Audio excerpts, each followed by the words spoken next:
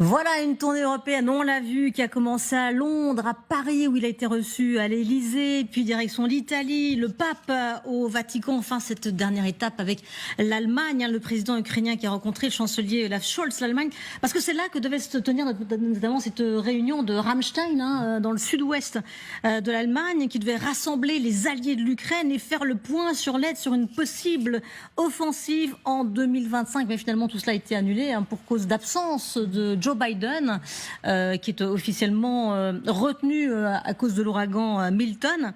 Nous sommes aussi à un mois de l'élection américaine. Il ne va rien se passer côté américain d'ici l'élection, ça on peut d'ores et déjà le dire. Mais en tout cas, que dire de cette tournée européenne? Est-ce qu'il n'est pas un peu reparti bredouille, le président ukrainien?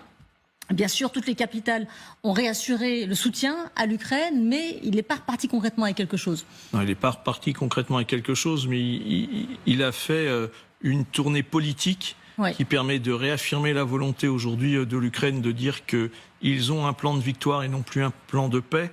Ça met aussi ces différentes chancelleries au pied du mur en termes d'accompagnement sur du moyen long terme et pas sur du court terme. Et donc, ce qui est, j'imagine, ce qui s'est dit dans les différentes chancelleries et ce qui n'est pas venu forcément dans la presse, c'est de quelle manière chaque chancellerie, soit en coopération les unes avec les autres, soit en distinction en fonction de ce qu'ils allaient apporter particulièrement comme soutien, était prêt à faire à partir de janvier. Et ce qu'il y a d'intéressant, c'est que là, on est sur un calendrier qui est décalé, comme vous l'avez dit. On a l'élection américaine où on aura la présidente ou le président américain qui sera entériné à partir de janvier. Donc tout va se jouer à partir de janvier. Ça, c'est le calendrier politique. Donc cette tournée était importante pour savoir comment effectivement l'Europe et les Européens allaient se positionner à la suite de cette élection. Parce que je pense que c'est ça aussi. C'était une façon de prendre le pouls des différentes chancelleries. Et ça, c'était important. Et puis savoir que aujourd'hui, donc nous sommes bientôt mi-octobre. Entre mi-octobre et janvier sur le terrain, il reste encore très peu de possibilités de mouvement pour les belligérants de part et d'autre, parce qu'ils vont être attrapés par ce fameux hiver. Donc voilà, donc je pense que là, c'était une façon pour lui, et une façon importante, de prendre le pouls dans chaque chancellerie, de pouvoir y mettre ses objectifs et voir en face comment réagissait chacun des interlocuteurs, soit de façon collective, soit de façon individuelle. Olivier Védrine, vous êtes d'accord avec cette analyse? Alors c'est vrai que le président ukrainien attendait aussi beaucoup de cette réunion de Ramstein, parce que c'est dans cette réunion qu'on aurait pu un peu voir quelles étaient les forces en présence et voir si la possibilité d'une contre-offensive se dessinait en 2025. Il repart finalement sans rien dans les poches et sans cette réunion de Ramstein. Moi, je suis un peu plus pessimiste que l'intervention précédente. Je pense qu'effectivement, ça montre toute la difficulté actuellement de Zelensky pour remobiliser, avec des élections américaines qui arrivent et on n'est pas sûr encore du résultat, à savoir est-ce qu'on aura un résultat favorable à l'Ukraine, à savoir donc une présidente, ou est-ce qu'on aura un président, et là tout est possible. Donc moi je vois ça comme une tournée un peu, je dirais un peu de la dernière chance. Il parle Zelensky d'arrêter en 2025, mais du côté occidental, on voit qu'on traîne les pieds, et ça me provoque plutôt une analyse pessimiste. Je pense que la Russie actuellement est de plus en plus dans un rapport de force qui lui est favorable. On parle de plus en plus d'un scénario coréen avec une ligne entre, je dirais, comme vous savez, la Corée du Nord, Corée du Sud, donc une ligne de démarcation entre ce qui est occupé par les Russes et ce qui reste aux Ukrainiens. Donc, si vous voulez, je suis beaucoup plus pessimiste que la précédente déclaration. Je crois qu'on est véritablement là au pied du mur, et là, par contre, je reprends ce qui a été dit, on est véritablement les Occidentaux au pied du mur, et Zelensky aussi.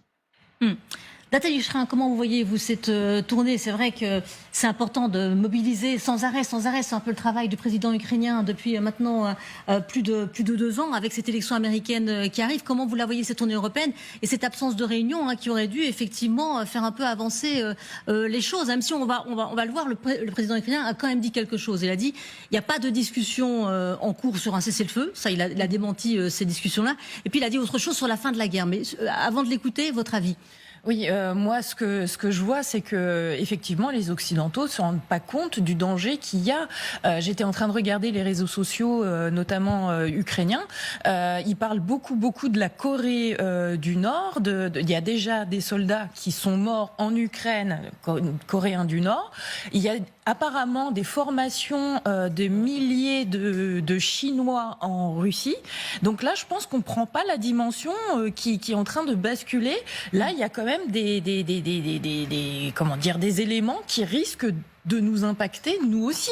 Si les Coréens et les Chinois se mettent dans la partie, c'est quand même assez. Ça fait, en tout cas moi, en tant que franco-ukrainienne, ça me fait peur. Donc, je pense que Zelensky, il était parti aussi pour dire, mais attendez, faites attention parce qu'il y a aussi des éléments qui disent que on s'oriente vers une guerre beaucoup plus large, etc. Ouais. Bon, il n'est pas parti sans rien quand même. On lui a donné 600 millions en Allemagne notamment. On a promis, voilà. Oui, mais bon, on va former par contre le 155e bataillon Anne de Kiev en France. Donc il y a quand même des choses qui sont faites, mais malheureusement, on en est encore là au bout de 2 ans et demi.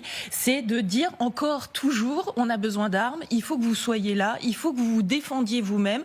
Que l'Ukraine défend l'Europe et le monde. Donc il faut quand même s'y mettre. Là, c'est vraiment prégnant, comme dit Olivier. Ouais. Il faut vraiment qu'on. Alors, il faut s'y mettre, mais aussi il faut regarder quand ça peut s'arrêter et regarder ce qu'il a dit justement sur une possible fin de la guerre. Le président Zelensky, écoutez-le. Aujourd'hui, je vais présenter à Olaf un plan sur la façon dont nous pensons pouvoir forcer la Russie à la paix.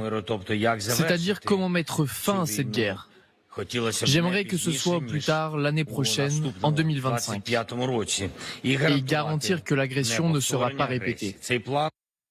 Voilà, fin de la guerre en 2025. On verra effectivement ce qu'il en est précisément dans ses propos. Mais en tout cas, il y a une information qui aurait pu servir d'atout à Volodymyr Zelensky. Un septembre serait le mois le plus meurtrier pour l'armée russe. Qu'a dit, expliquez-nous. Oui, alors de nombreux médias relaient cette information, notamment le New York Times, qui se réfère à Defense News. Defense News, c'est une publication américaine qui est consacrée, vous voyez, à la politique, l'économie et la technologie de la défense.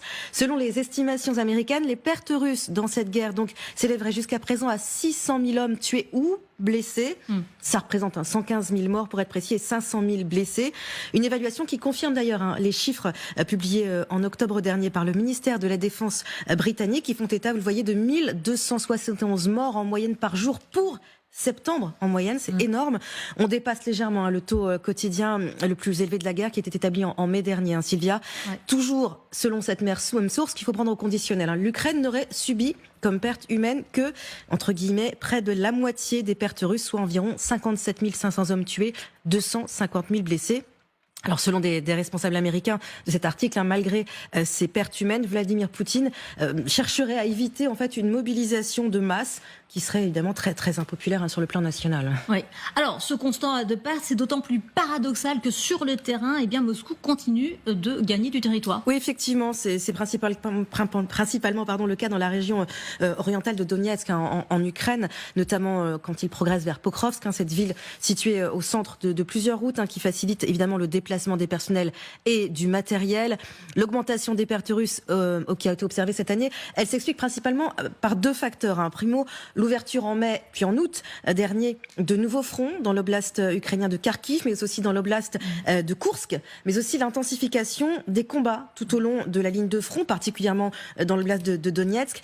Selon le Pentagone, c'est un signe que les pertes de la Russie s'accélèrent de manière disproportionnée par rapport à ses gains. Contrairement aux pertes matérielles, vous le voyez, ce n'est pas mieux, puisque selon ces mêmes sources, vous le voyez, depuis 2022, outre les pertes humaines, la flotte russe a perdu entre 30 et 50% de sa flotte navale et 2 tiers de son stock de chars d'avant la guerre.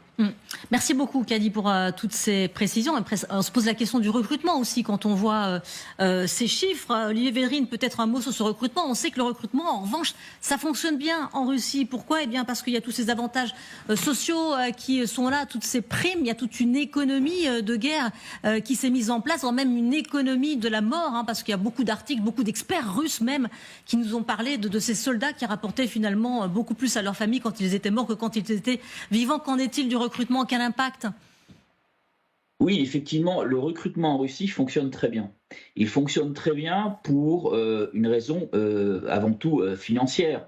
3000 $ pour un Yakoute, donc ça c'est un qui vient du fin fond de la Sibérie, la Yakoutie. On va jusqu'à 5000 $ pour quelqu'un de la région de Moscou. Donc il y a toute une économie effectivement de la guerre qui s'est mise en place. Donc là-dessus, le recrutement ne pose pas vraiment de problème. Et il y a aussi du volontariat au niveau d'une propagande. Je vous rappelle que la propagande russe, c'est l'OTAN nous attaque, des nazis à Kiev. Donc cette propagande aussi, elle fonctionne. Alors propagande plus moyens financiers à disposition importants, effectivement, il n'y a pas de problème de recrutement. Ça, c'est clair. Maintenant, il faudrait quand même dire, est-ce que la Russie actuellement veut négocier si elle continue à avancer? Le problème est là.